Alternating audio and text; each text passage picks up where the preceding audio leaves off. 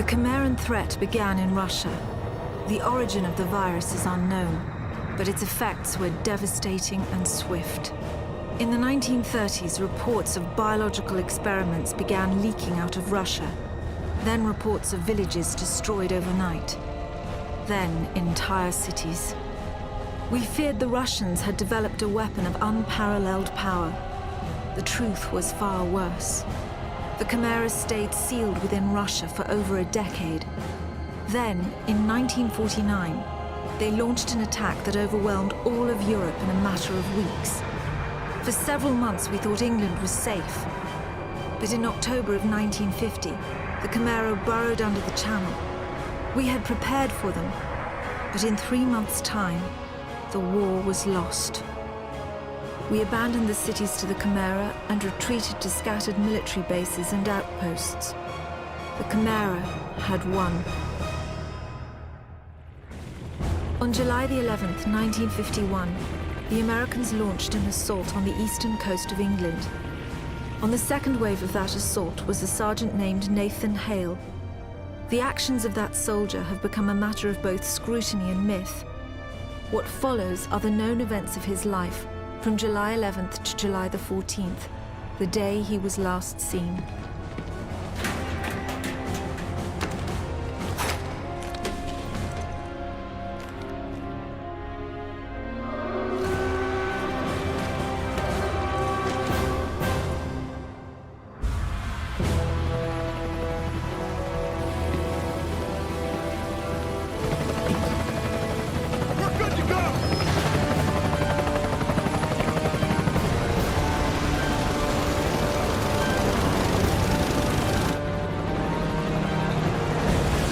Soldiers had no idea what they would soon be facing. The US government had sealed its borders in 1950. Radio waves and newspapers became state property. Only the highest levels of their government knew the truth. The operation was an exchange. The Americans were bringing supplies and tanks into York. We were giving them our one secret weapon, something we could offer that they couldn't build themselves. I was the commander of the convoy team that was to meet the US soldiers. We were ambushed in Manchester on the way to the rendezvous. There was no way to warn the Americans. They were on their own in York, fighting an enemy they knew nothing about. We never learnt exactly what happened there.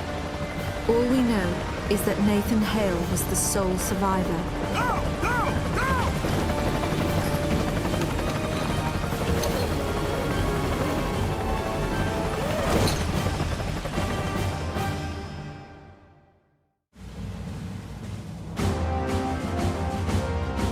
Captain, you seeing this? What the hell is that?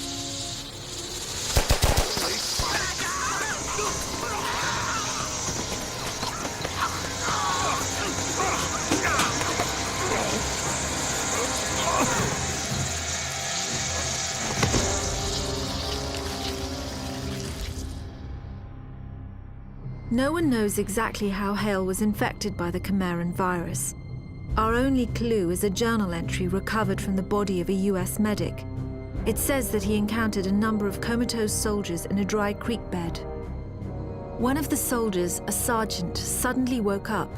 Unlike the other soldiers, his body had no wounds at all. The sergeant refused any kind of medical examination, insisting on catching up to the rest of the company. If that sergeant was in fact Nathan Hale, then he remains the only known person to wake up after being infected. Whether the Cimmerian virus mutated within him, or whether his body had an innate resistance to it, remains a mystery. The Americans regrouped at an abandoned bus depot in southeast York. Under the command of a Captain Winters, they staged a daring tactical offensive. The Chimera had begun to close in on their position. If the Americans could secure the site, they would have a perfect landing zone, and the battle would tip in their favor. Well fought. We might just hold this little piece of heaven. Tabazzini, bring those tanks in here and scrape out a landing zone. Sir! Incoming!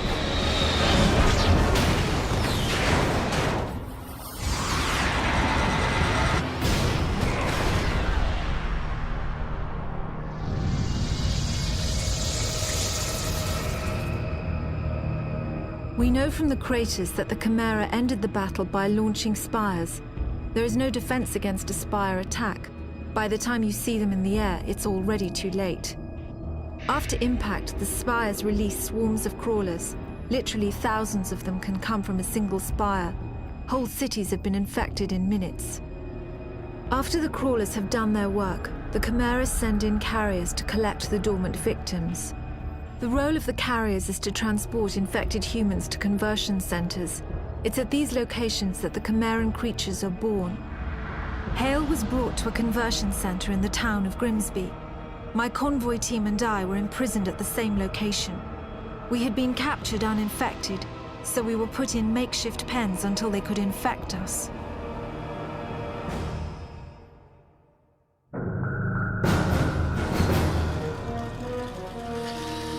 Oi, mate! Over here! Over here! Help us! Get us the hell out of here! Hey! Over here! The console! Shoot the console! Bloody hell! Thanks for that. I'm Parker. Hey, Sergeant Hale, 1st Rangers. An American. We thought the Chimera stopped all of you in York. Chimera? Those creatures. Oh, you jammed it.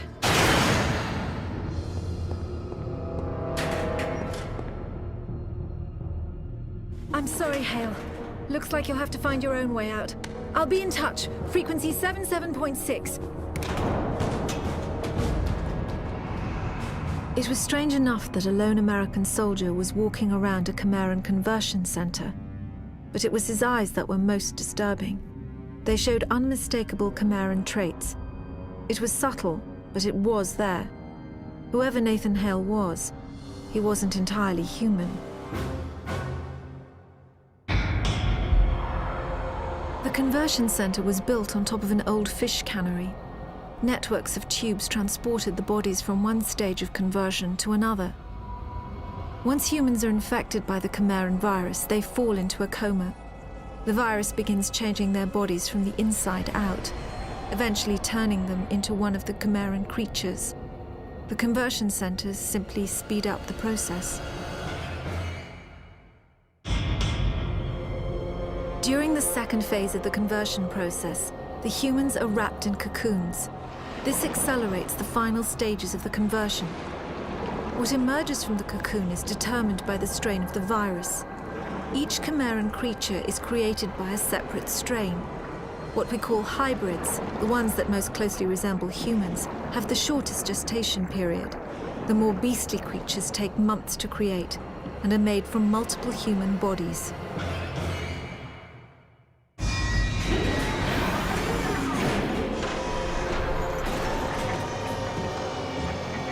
The final stage of the Chimeran conversion process is known as the birthing chamber. The cocoons are opened and new Chimera are born. In the case of hybrids, a cooling apparatus is fused into their bodies. The Chimeran metabolism is roughly 12 times that of humans. This results in remarkable healing abilities, but also raises their body temperatures significantly. Without the cooling apparatus, the hybrids would overheat and die.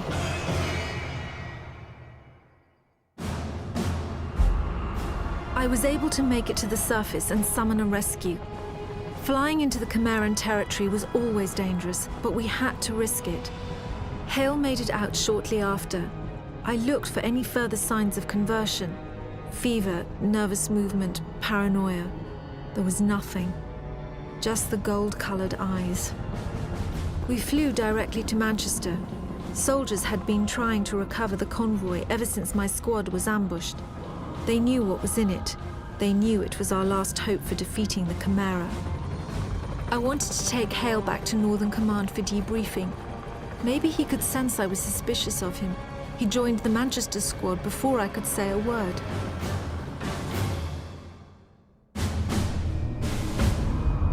The convoy was stranded on the west side of Manchester. The site was guarded by stalkers, so the only route in was on foot. A radio message from Hale's squad said they were entering Manchester Cathedral. The cathedral was a field hospital during the war. It was abandoned in a hurry and still had some supplies and ammunition. Unfortunately, It was also a breeding ground for some of the lower forms of Chimera.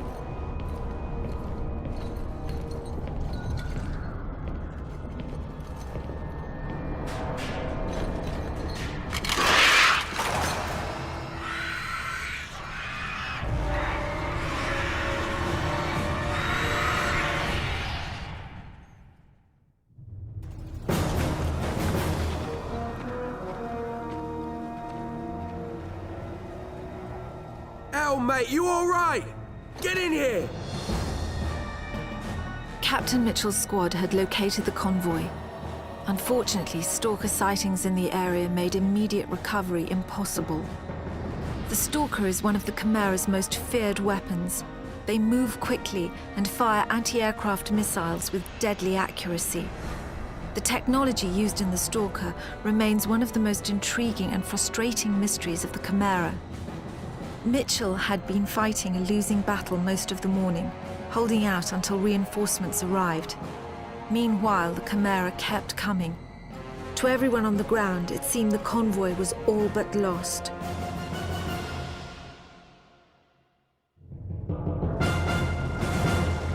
Mitchell to command. Site secure. All stalkers down. You've got your convoy. How about getting us a sodding medic? Parker here. We're inbound, Captain. 4 minutes out.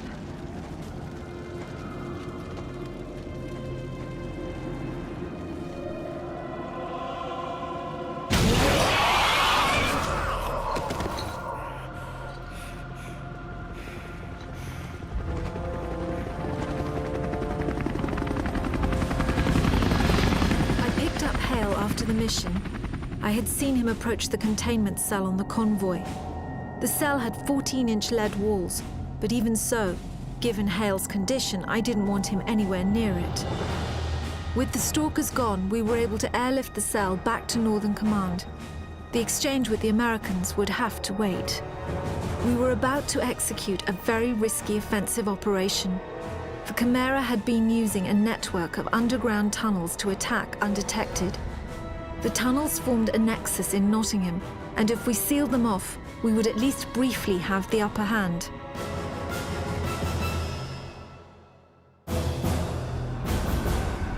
I was directing the battle from the air when I saw Cartwright's squad had run into heavy resistance. I needed to get them help right away. A group of soldiers had just stormed a Chimera mortar position. Hale was the only one to make it out.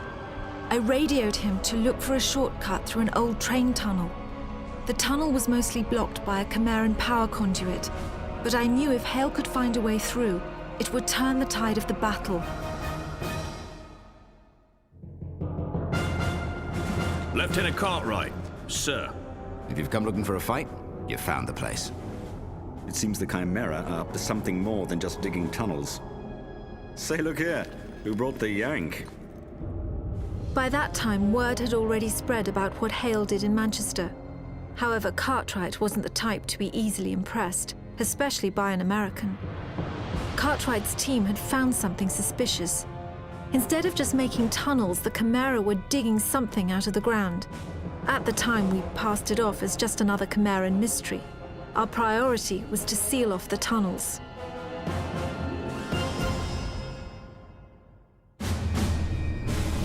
The Nottingham operation was a success. I sent the troops back to Southern Command for a well-earned rest. I was taking Hale to the intelligence division at Northern Command for debriefing. I radioed Northern Command on our approach. No response. As we landed, I could already sense the worst. The whole place was deathly silent.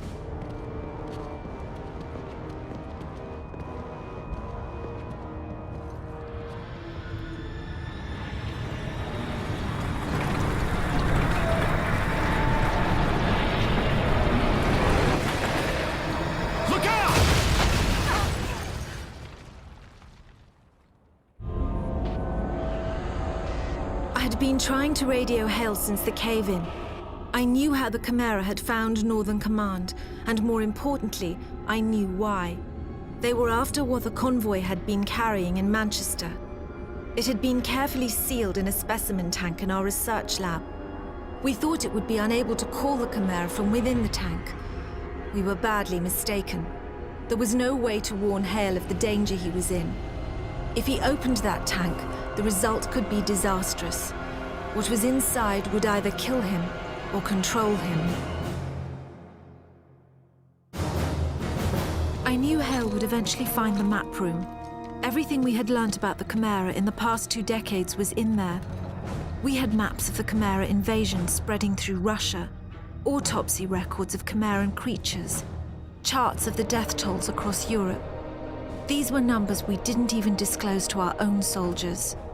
There were files that showed the progression of the Chimeran virus in humans. In over 6,000 cases, there were no records of any form of human resistance. There were also detailed schematics of our specimen tank and what was in it. We call them Angels. They're the most powerful of all the Chimera. We believe the Angels control other forms of Chimera via some form of telepathy. For all I knew, this one was already controlling Hale.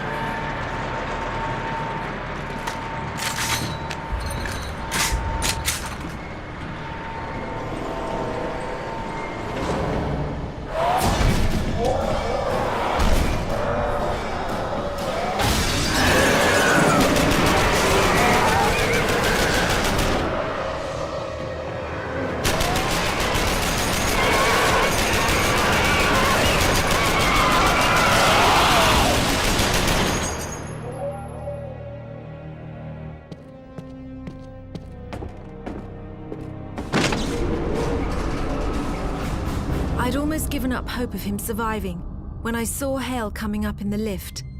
I could tell from his face that he had found the Angel. There was no point in asking. If he was alive, then the Angel was dead. Hale was starting to show more effects of the conversion process. His movements had the unnatural quickness of the hybrids. Judging from the bullet holes in his uniform, he had acquired their healing capabilities as well. We had tracked the Chimera leaving Northern Command to a gorge in Somerset. Cartwright led a squad of soldiers after them. It had been 2 hours since he had reported in. Hale volunteered to go after them. I expected he would locate Cartwright. There was no way I could have imagined what else he would discover in that gorge.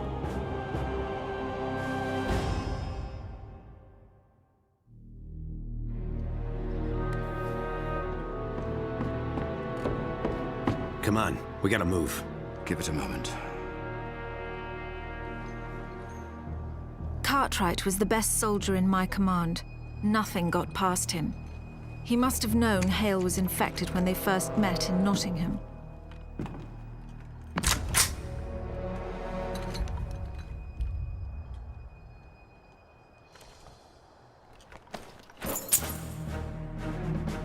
Fortunately, Cartwright never cared too much about the small stuff.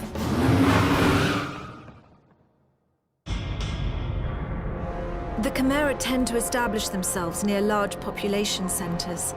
Their presence in a remote region like Somerset was highly unusual.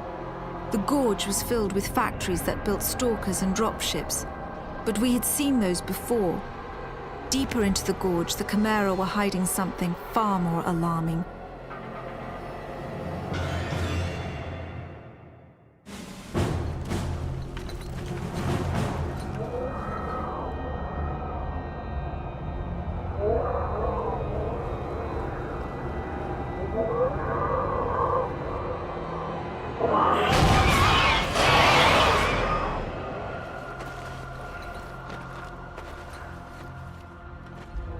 Are you all right?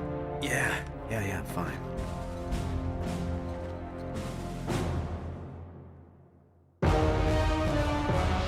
Hale and Cartwright had discovered the key to the entire Chimeran strategy. The tower they found had not been constructed, it had been excavated. That single fact changed everything we knew about the Chimera. Leaving Somerset, they must have noticed the power conduits radiating from the tower behind them. We believe this discovery is what inspired Hale's fateful actions later that day. The drive to Southern Command would have taken at least an hour. Time enough for the Chimera to launch a strike force.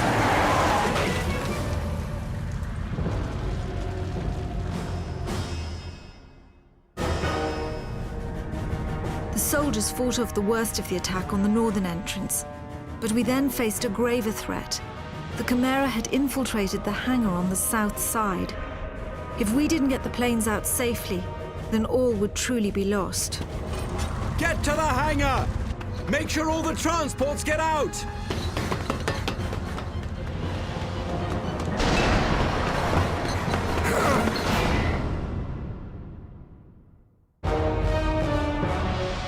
The soldiers were finally able to fight off the Chimera in the hangar. We ferried the survivors up to a rendezvous point in Cardiff, 20 miles west. I stayed at the base to finish loading what supplies we could. Chimeran Goliaths were already approaching Southern Command. A Spire attack seemed inevitable.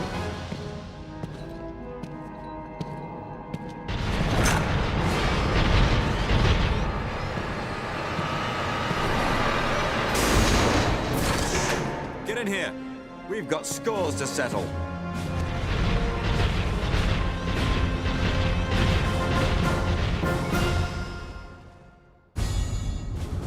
Southern Command was lost. More than half our troops were lost with it. If not for the heroism of Cartwright and Hale, many more would have been killed, myself included. We were flying the survivors to a makeshift camp in Cardiff. Despite my insistence, Hale refused to board the last plane.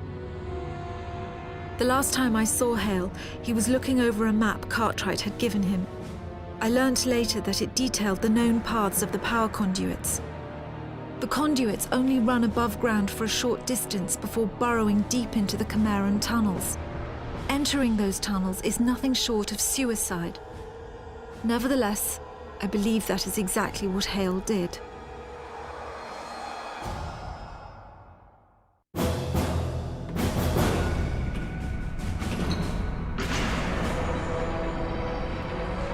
We believe Hale followed the Chimeran tunnels for several miles, finally reaching a major conduit junction. This would have led him directly into a Chimeran tower. The tower was most likely what we now know as C3. Each tower is named for its relative position in the conduit network. C3 is only 12 miles from the center. It would have been exceedingly well defended.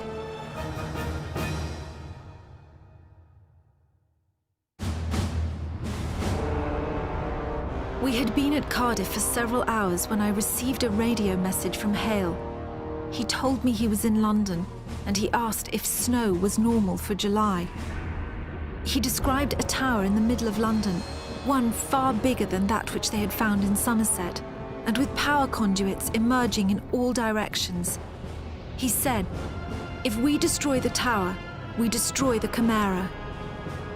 For all I knew, Hale was completely mad. And even if what he was saying was true, we had no idea how to destroy the tower. But there was one new factor working in our favor. I had been able to contact the Americans, and they had joined forces with us in Cardiff. I decided to gamble that Hale was right. I convinced the Americans to help launch a full assault on the tower. We were bringing everything we had to London. I was counting on Hale to clear out a landing zone. If he couldn't take out the stalkers, the mission would be over before it began.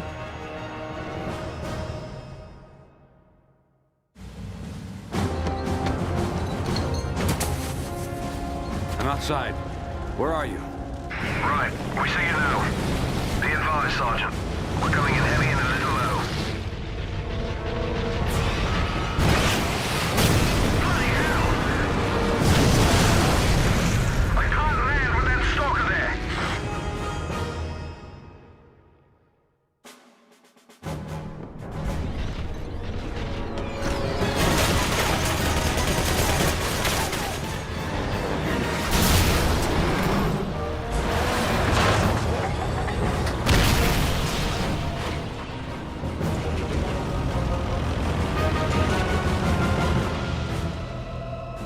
Forces arrived in London nearly unscathed. It was hard not to stare in awe at the tower. We had only fled London 6 months earlier, and now it was almost unrecognizable. The whole city was covered in snow. I knew the Chimera thrived in cold weather, but it was hard to fathom how they might actually be altering the climate itself. The power conduits, the snow, and the tower had to be related in some way. There was no time to think about it. Their armies were already guarding the tower, and more would be coming.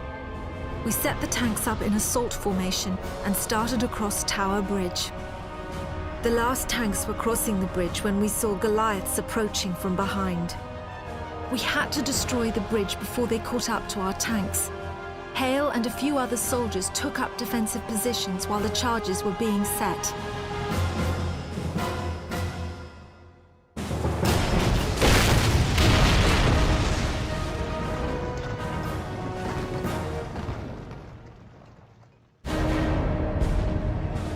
The outlook of the battle was growing bleaker by the second.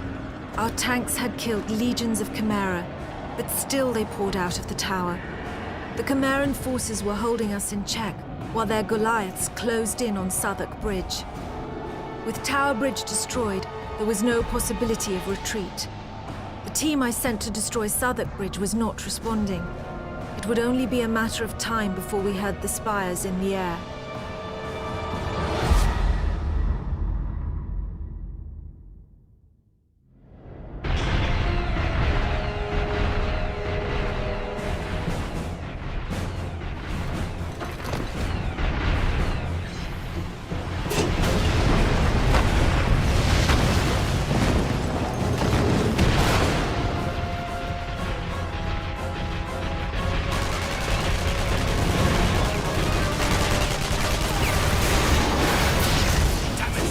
Could have used that. I know. I was only trying to disable it. Let's go. We have to catch that Goliath.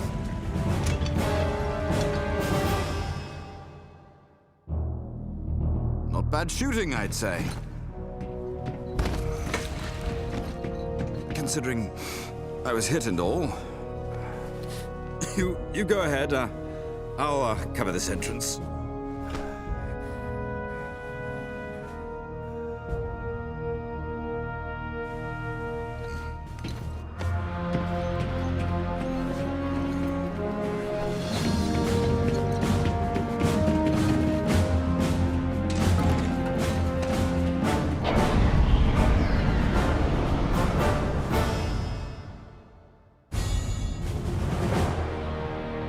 We were losing the battle outside the tower. The few tanks that remained would soon be overwhelmed by the seemingly infinite hordes of Chimera. Our only hope lay with the few soldiers who had managed to infiltrate the tower. It was up to them to find a way to destroy it from the inside.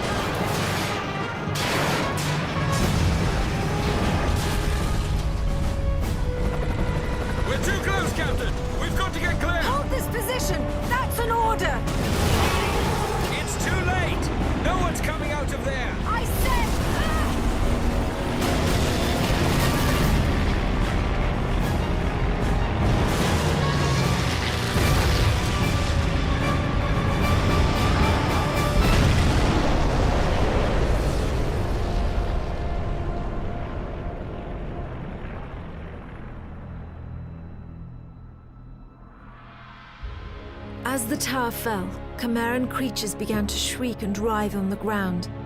They died within minutes. We believe they were simply unable to survive the loss of the Angels. The significance of our victory in London wasn't understood for several days. The reactor meltdown caused a chain reaction that destroyed all the towers in the network. At least in Britain, the Chimera were defeated. We have investigated the ruins of 5 towers so far. As we attempt to reverse engineer the complex technologies we find, the mystery of the Chimera only deepens. With combat subsided, the soldiers have been searching the rural villages for survivors. So far, we found 921 hiding in bunkers and basements, 78 of them children. Cartwright's youngest daughter, Angela, was among them. As for Nathan Hale, his body was never recovered. He was presumably incinerated inside the tower. The American military lists him as killed in action, July the 14th, 1951. A part of me still believes he might have escaped somehow. I even thought I heard his voice on the radio just after the tower exploded. I'll never know for sure.